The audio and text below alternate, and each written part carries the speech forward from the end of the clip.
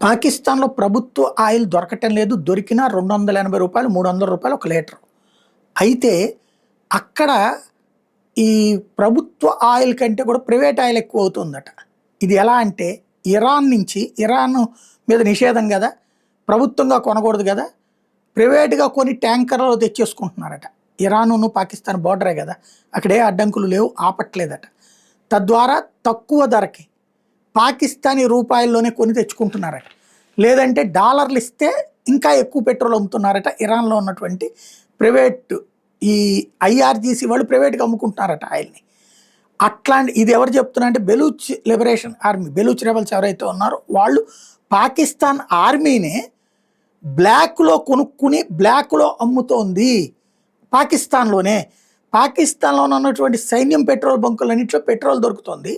ఈ పెట్రోల్‌ని అధికారికంగా కొంటున్నది కాదు, అనధికారికంగా కొంటున్నారు.